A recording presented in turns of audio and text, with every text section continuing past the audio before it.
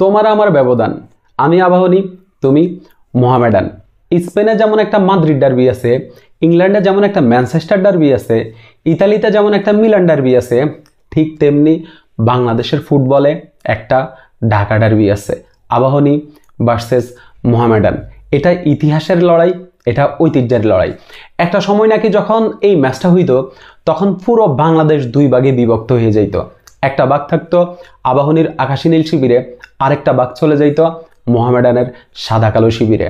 একটা সময় এই ম্যাচের উত্তেজনা অনেক বেশি ছিল, কিন্তু সময়ের সাথে সাথে বাংলাদেশের ফুটবল, বাংলাদেশের ঘরোয়া লিগের মান নিচে নামতে নামতে এতটাই নিচে নেমে গেছে যে আমরা আসলে একটা প্রজন্ম এই ম্যাচের উত্তেজনাটা কখনো দেখতেই পারি নাই। এই ম্যাচ নিয়ে কোনো কথাবার্তা হইতো না, এই ম্যাচ নিয়ে আসলে ওইভাবে কোনো আলোচনাই হইতো না। এই দায়টা আসলে কে নিবে? এই যে আমরা একটা প্রজন্ম বাংলাদেশের ঘরোয়া লিগের খোঁজ খবর রাখি না, ঘরোয়া লিগের খোঁজ খবর আমাদের কাছে থাকে না, এই দায়টা আসলে কার? এই দায়টা কি আবাহনী নিবে, নাকি মোহামেডান নিবে, নাকি আমাদের বাফুফে নিবে? এই দায়টা আসলে কে নিবে? সো আগামীকাল কুমিল্লার শহীদ ধীরেন্দ্রনাথ দত্ত স্টেডিয়ামে দুপুর 2:45 আবাহনী এবং মোহামেডান সিজনের প্রথম ডার্বিতে মুখোমুখি হবে। নাম হচ্ছে ঢাকা ডার্বি, কিন্তু ম্যাচ হবে কুমিল্লায়। এই প্রসঙ্গে আসলে এখন কথাবার্তা না বলি। এই ম্যাচটা নিয়ে আসলে আমি অনেক বেশি এক্সাইটেড। ইনফ্যাক্ট বাংলাদেশের ফুটবলে যে একটা ব্রেক গেছে, আপনার ঘরোয়া লিগে যে একটা ব্রেক গেছে 1 মাসের মতো, আপনার আমাদের এশিয়ান কাপ কোয়ালিফায়ারের ম্যাচ ছিল ইন্ডিয়ার সাথে, এরপরে নেপালের সাথে আমরা আরেকটা ফ্রেন্ডলি ম্যাচ খেলছি।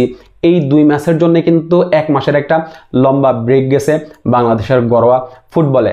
আর ব্রেক শেষেই আগামীকাল এই ম্যাচটা অনুষ্ঠিত হবে। এই ম্যাচ নিয়ে আসলে আমি অনেক বেশি এক্সাইটেড, এবং বাংলাদেশের ঘরোয়া ফুটবলের খোঁজ খবর যারা রাখে আমি মনে করি যে সবাই এই ম্যাচটা নিয়ে অনেক বেশি এক্সাইটেড। এখন মোহামেডানের সাথে কিন্তু আমাদের কিছু হিসাব নিকাশের বাকি আছে। আমরা লাস্ট 5 ম্যাচে আমরা মোহামেডানকে হারাইতে পারি নাই। লাস্ট 5টা ম্যাচে যেখানে মোহামেডান 2টা ম্যাচ জিতছে আর 3টা ম্যাচ ড্র হয়েছে। আর গত সিজনে এই মোহামেডানের কাছেই কিন্তু আবাহনী লিগ শিরোপাটা হারাইছিল। মোহামেডান অনেক বছর পরে লিগ জিতছিল এবং আবাহনী আপনার টেবিলের 2nd পজিশনের থেকেই হচ্ছে সিজন শেষ করছে। এই সিজনে আসলে 2 দলেরই কিন্তু খুবই খারাপ অবস্থা।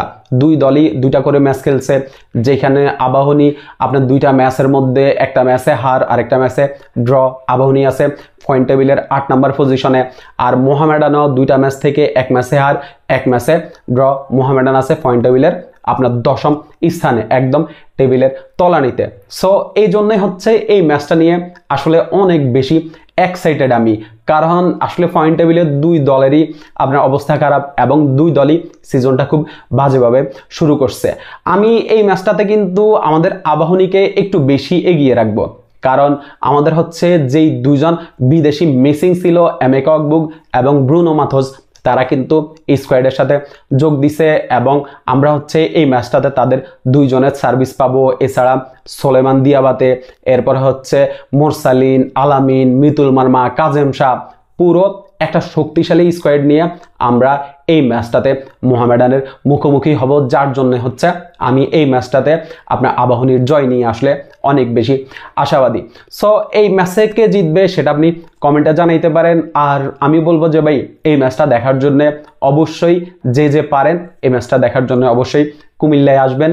ম্যাচটা আপনি গ্যালারিতে বসে আপনার টিম মোহামেডানকে সাপোর্ট দিবেন বা হচ্ছে আবাহনীকে সাপোর্ট দিবেন। সো শুভকামনা থাকলো আমার ক্লাব আবাহনীর জন্য।